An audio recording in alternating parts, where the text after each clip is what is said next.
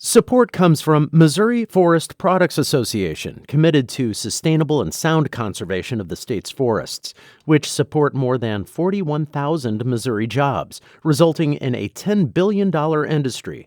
ChooseWood.com. This is St. Louis on the Air from St. Louis Public Radio.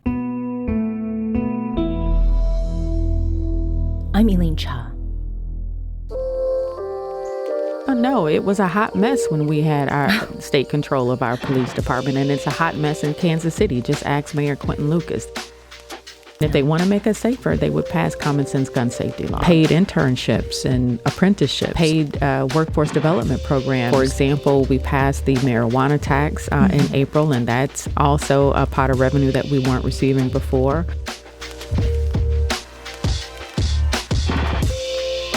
Yesterday evening on the campus of St. Louis University, St. Louis Mayor Tishaura Jones delivered her annual State of the City address, the second one she's given since she was voted into office in 2021. The speech laid out multiple priorities ranging from public safety to modernizing city services. A video of last night's speech, as well as a link to Mayor Jones's prepared remarks, is available at the City of St. Louis's website.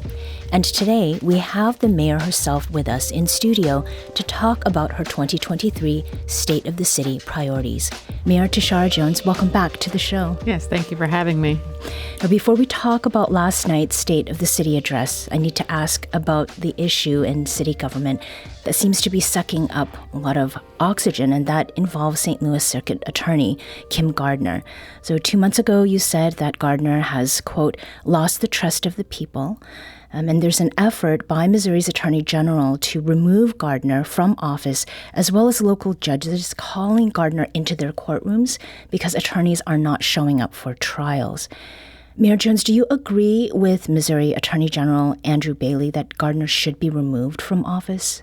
Well, we already have a process of removing our elected officials from office if they don't serve the people, and it's called an election. And Attorney Gardner's election is coming up in 2024, and voters will make their voice heard then. I don't support the state coming in and trying to take over our criminal justice system. We have sent messages to Attorney Gardner and her office, asking, if there's a way that we can help and assist, and what I've said earlier, I stand on that. Now, what do you say to your constituents who say they've lost the trust in their government? Well, I'll say that, I can definitely understand where they're coming from. Our government hasn't always done right especially by people who look like me. And it doesn't work for a lot of people. So that was the message that I tried to deliver last night in the State of the City address. We hear you, we see your frustrations, and we're taking the steps to address them. We're taking the steps to lay a firm foundation to change our city in the future. So let's get to your speech from last night. You started with reminders about pledges you made in your State of the City speech last year, which you delivered over at Harris Stowe, and that was your first State of the City address as mayor. Since the start of your first term, what's been your biggest accomplishment?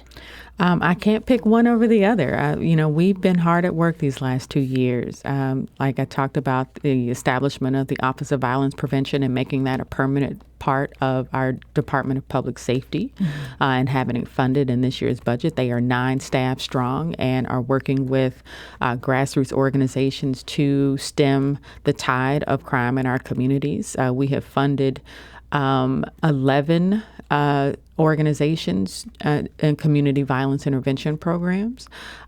We have broken the stalemate, so to speak, or the impasse with the Police Officers Association. They overwhelmingly approved a new union contract. We have earmarked investments for North St. Louis and are starting to begin on those projects. There are, like I said, there are so many things that we can talk about that we're proud of, especially how we put our ARPA money out in the community, helping people stay in their homes, put food on the table, and we're just getting started. And to that point about ARPA funds. The city of St. Louis received about $510 million from the American Rescue Plan Act, or ARPA, and about 34% of those funds have been, just over 12% of the funds have been spent. These funds must be allocated by 2024 and spent by 2026. How is that money being spent so far? Well, just like I talked about, we've supported over 93 households with direct payments. We've funded community violence intervention programs.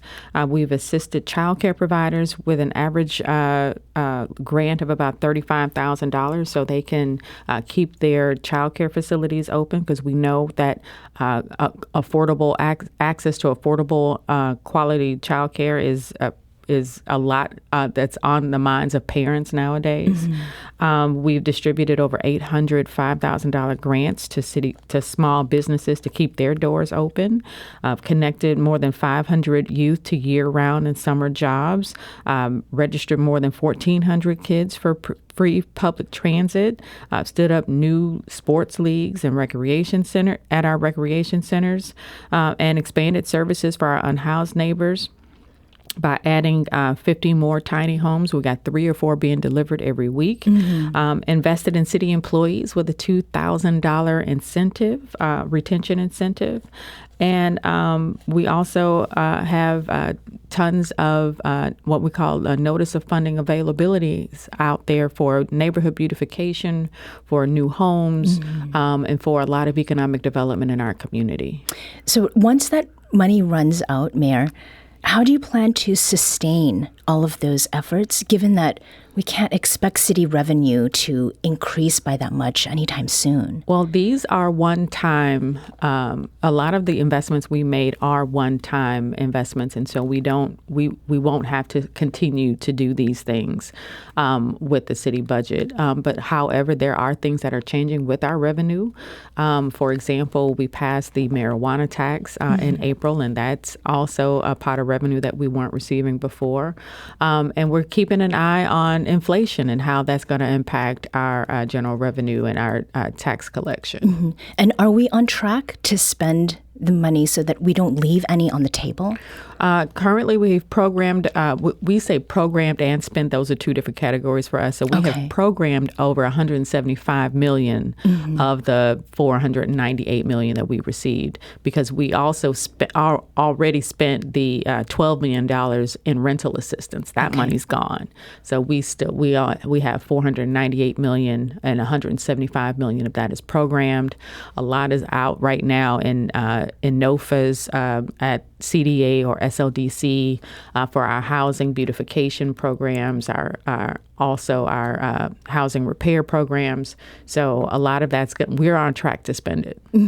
So when you say programmed versus spent, programmed means that it has been promised to something. Yes. Spent means it's gone. Out the door. Out the door. Okay. And we've spent more of our ARPA funds than the state has. The state has only spent 2% of the ARPA funds that they've received. We've spent 12. Okay. And what makes for that discrepancy?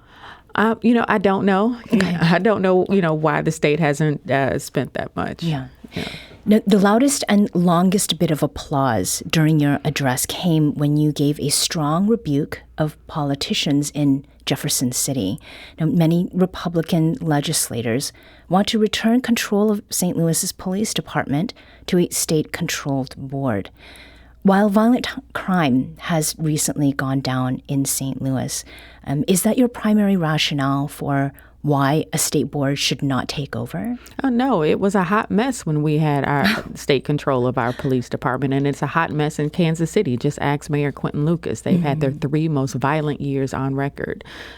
They want to return to Civil War era politics where we had 5 people making decisions or 5 unelected bureaucrats making decisions for the direction of our police department, and no one was safer because of it. No one can point to me any specific way how a state control of our police department is going to make us safer. So they're not making their case. No, and if they want to make us safer, they would pass common sense gun safety laws. We're talking with St. Louis Mayor Tishaura Jones about her annual State of the City address, which she delivered last night. Now, continuing in the vein of safety and public safety, earlier this year, you named Deputy Fire Chief Charles Coyle as the interim Public Safety Director. What is your timeline for getting a permanent director in place? We are currently in the recruitment process, and we hope to have a permanent director named hopefully this summer. And what is that recruitment process? What does it entail? We're doing a national search. Mm-hmm. And when again are you hoping to have somebody? Hopefully by this summer. By this summer. Mm-hmm. Now, traffic violence is a big issue in St. Louis, and city government has held town halls about this issue. Last night, you proposed increasing traffic enforcement with red light cameras. That's even though the Missouri Supreme Court struck down the city's use of them several years ago. Mayor, what has convinced you that red light cameras are the way to go? Well, the data shows us that when red light cameras are present, it reduces traffic violence by at least 10%. And so we are in conversation with our city councilor's office to try to make sure that if red light cameras come back, which we really want them to, that we do it in a way that's equitable but also constitutional. Okay. Over the past couple of years, St. Louis on the Air has talked with community advocates about the needs, unmet needs at that, of our homeless neighbors in St. Louis. The last time we covered the topic on our show, in fact, was January. And then Director of Human Services Yusuf Scoggin was one of our guests. And he spoke at that time to the immediate need for a regional approach to providing shelter and other services. So, warmer temperatures now, they take freezing overnights out of the picture, but there are other challenges that remain, and there are hazards of heat to come. Can you provide an update on what's concretely happening to support folks without homes? Yes, absolutely. So we are purchasing an additional 50 tiny homes to add to the tiny home village that we have downtown.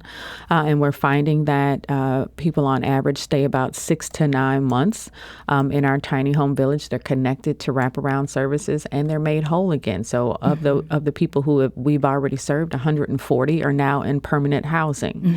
So we know that this program works. We have asked our contractors to have a 24/7 safe haven shelter or low barrier safe haven shelter for people who can't go into traditional shelters.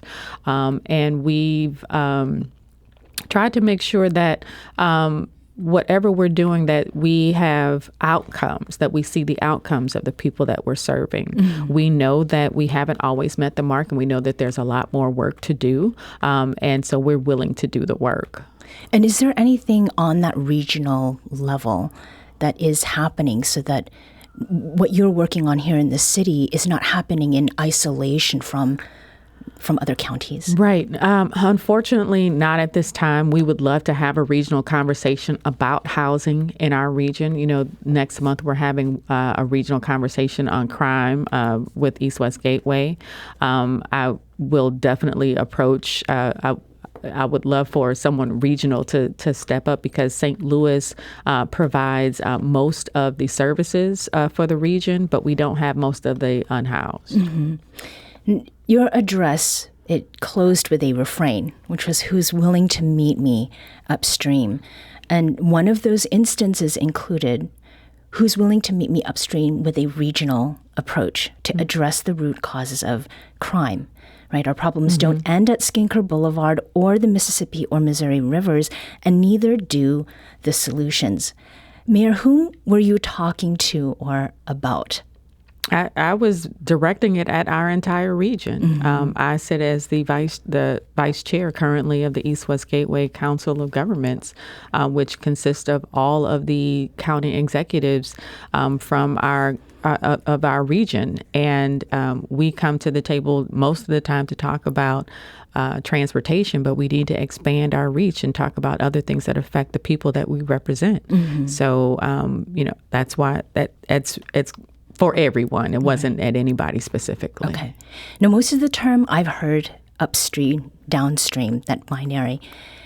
The up is macro level, and it applies to people or institutions with position, with power, resources, and it includes policy created by such people. And then the down is like micro level. It's everyday folks at the ground level. Does that breakdown of up and downstream apply to who you see moving your priorities, especially the ones that pertain to public safety and economic empowerment ahead? Right. So when I talk about upstream and downstream policies, I'm talking about upstream means prevention for me. What are we doing to stem the tide? What are we doing to eradicate or reduce the amount of poverty that we see in our city? Because when we reduce poverty, it has a direct correlation with reducing crime. So when I say upstream, I'm talking about who's going to meet me with, paid internships and apprenticeships and paid workforce development programs so people can get better jobs with working with better wages. And then downstream is after the effect. So after, when I talked about downstream, I talked about how in the sense of crime, how our responders are responding to crime after it happens. And this last question about modernizing, what is one concrete way city residents will see modernization of technology? Well, the modernization that we've been doing in the last several months has been mostly internal. So it's been our accounting and payroll systems, for example. So if you are a city contractor and you do business with the city, we're hopeful that you'll see that you'll get paid sooner. Mayor Tishaura Jones here talking with us about her annual State of the City address last night.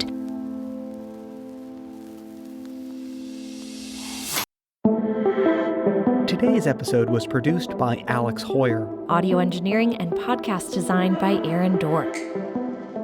Our executive producer is Alex Hoyer. St. Louis on the Air is a production of St. Louis Public Radio. Understanding starts here. Our podcast proudly supports St. Louis artists by using music from Life Creative Group.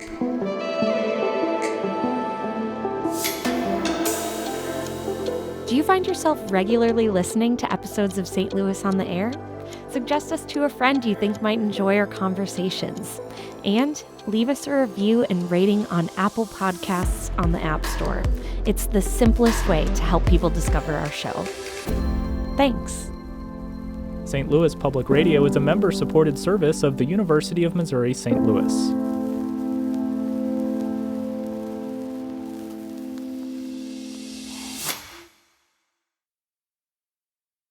Support comes from Missouri Forest Products Association, committed to sustainable and sound conservation of the state's forests, which support more than 41,000 Missouri jobs, resulting in a $10 billion industry. ChooseWood.com.